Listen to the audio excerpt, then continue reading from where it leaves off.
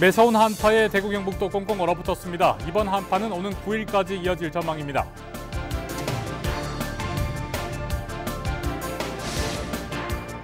동장군의 기세에 야외 선별진료소 의료진들의 고충도 커지고 있습니다. 선별진료소 현장을 담았습니다.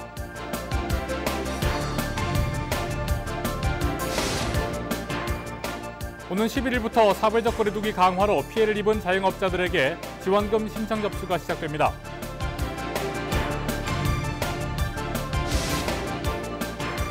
중앙선 KTX 개통으로 영주에서 서울 청량리까지 1시간대 이동이 가능해졌습니다.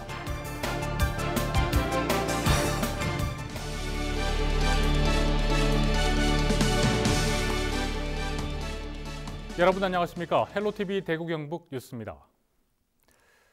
새해 시작과 함께 찾아온 매서운 한파에 대구 경북도 꽁꽁 얼어붙었습니다.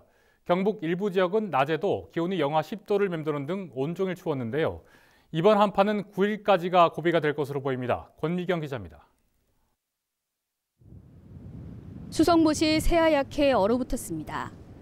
새들은 꽁꽁한 얼음 사이를 헤치며 부지런히 먹이를 찾습니다. 동장군의 기세에 썰렁해진 도심. 품을 파고드는 찬바람에 시민들은 어깨를 움츠린 채 종종 걸음을 칩니다. 평화의 소녀상도 귀마개의 담요까지 겹겹이 둘렀습니다. 힘에 딸려요, 걷기가.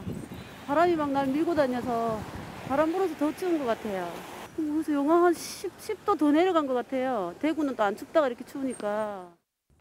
올겨울 들어 가장 추운 하루였습니다. 7일 최저기온은 안동 영하 13.2도, 대구 영하 9.9도, 경주 영하 9.6도를 기록했습니다. 봉화 석포는 아침 기온이 영하 18.7도까지 떨어지기도 했습니다. 경북 일부 지역은 낮에도 기온이 영하 10도대에 머물렀습니다. 밤사이 내린 눈과 강한 바람 때문에 체감 온도는 더 낮았습니다. 이번 한파는 토요일까지 기승을 부릴 전망입니다. 내일 모레까지는 영하 20도까지 기온이 낮았다가 다음 주 초에는 살짝 평년 기온으로 올라가지만 다음 주 후반에 다시 기온이 낮아져 추위가 이어질 것으로 예상하고 있습니다. 다음 주에도 한파가 이어지는 만큼 당분간 건강관리에 각별히 신경 써야 합니다. 헬로티비 뉴스 권미경입니다. 네, 이처럼 올겨울 최강 한파에 야외 선별진료소 의료진들의 고충도 커지고 있습니다.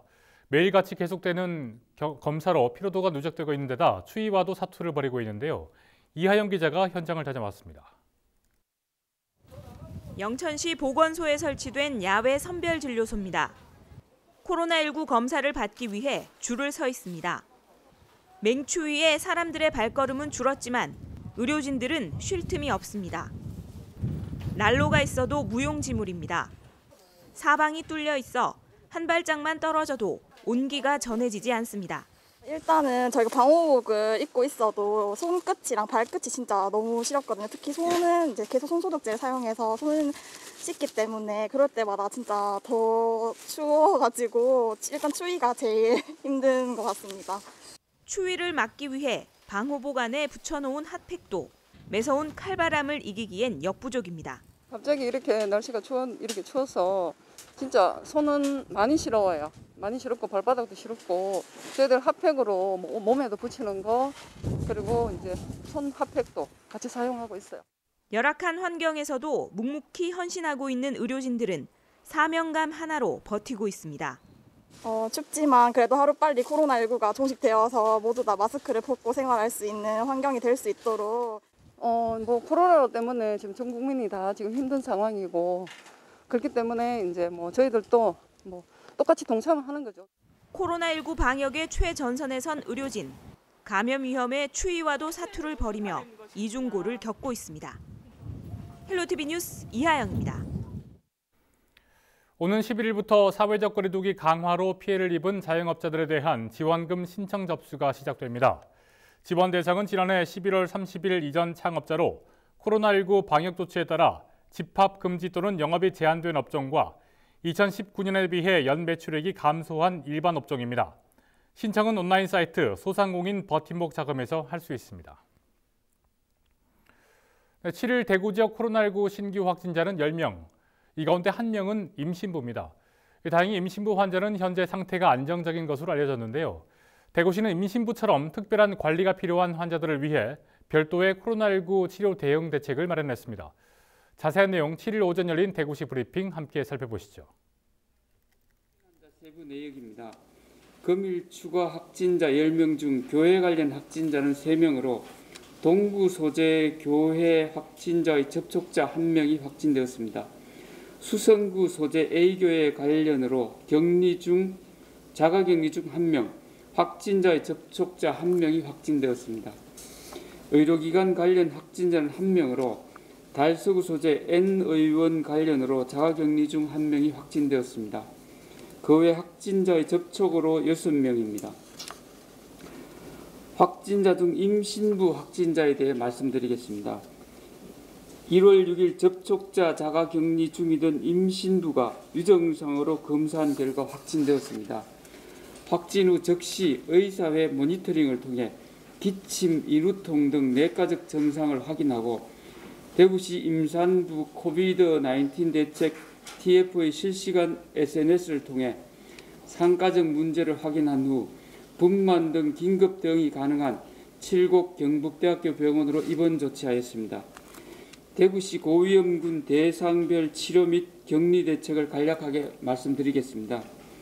임산부 확진자는 대구 동산병원 등 중등증 병상에 입원 조치하고 고위험 임산부에 대해서는 대학병원 교수, 의사회, 대구시 공무원으로 구성된 대구시 임산부 코비드-19 대책 TF를 통해 고위험 임산부 전담 병상을 확보할 수 있도록 한라인을 구축 운영 중이라는 말씀드립니다.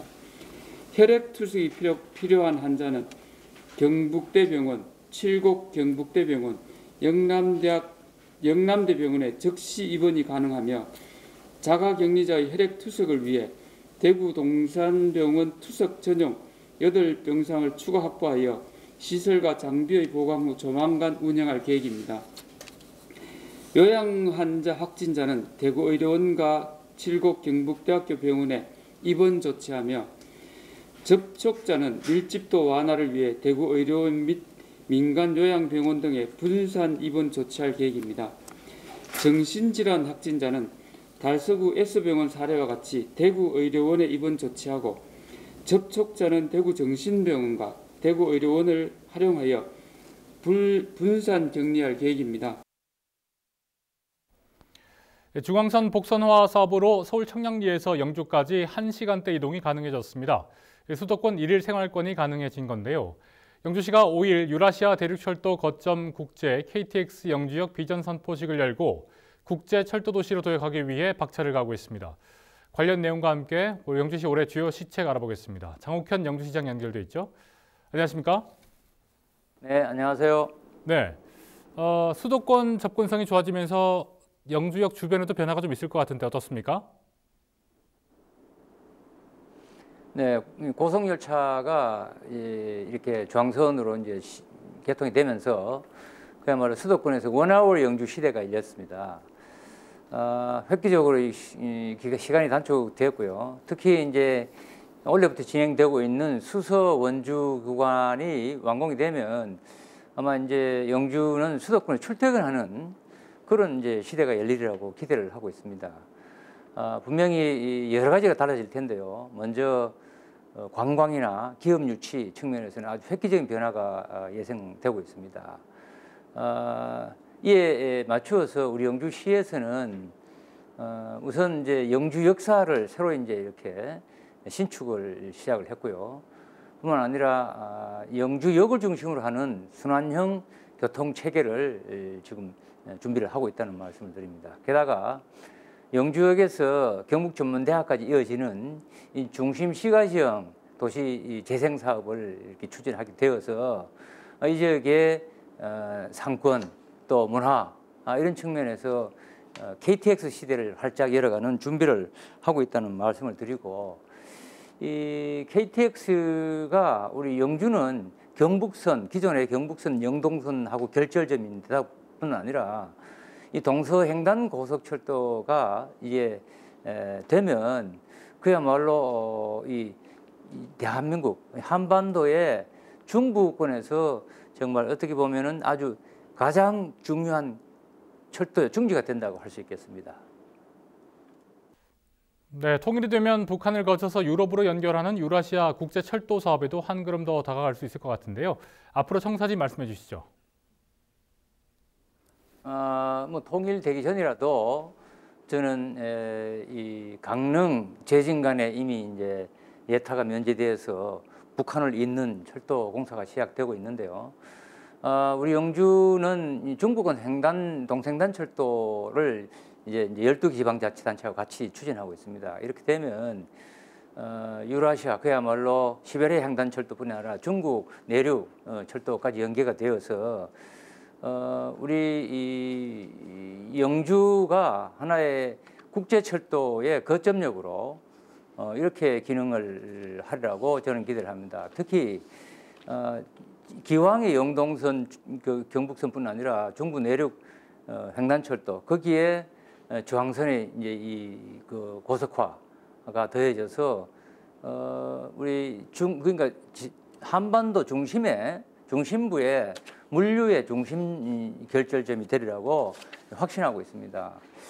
이는 뭐 우리가 어떻게 보면 대륙을 향한 아주 원대한 꿈이죠.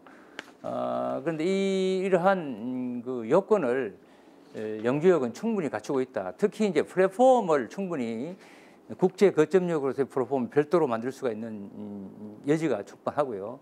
게다가 말씀드린 대로 여러 철도 노선이 여기에 결절되는 그런 지점이라서 사실상 우리 대한민국으로 보면 유라시아 횡단철도에 뭐 부산, 목포, 영주 정도가 중요한 결절점으로서 출발역, 그러니까 국제역으로서의 가능성이 아주 크다, 이렇게 보고 있습니다. 사실 지금은 아직 이제 미실현된 상태지만 이는 정말 아주 굉장한 영주의 철도 발전 가능성을 열어둔다고 하겠습니다. 네, 철도 외에도 베어링 산업 관련 기반 구축이나 사회복지 분야에도 국가 투자 예산을 확보한 상황이죠. 올해 영주시의 주요 시책은 어떤 것들이 있습니까?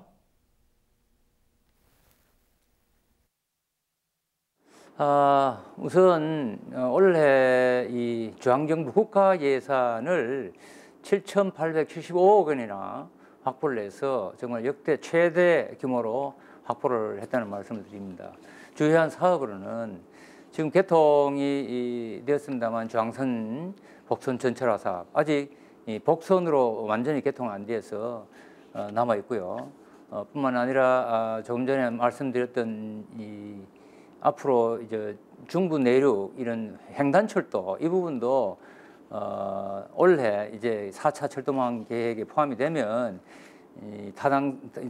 타당성 조사부터 여러 가지 해야 될 일들이 많이 있고요.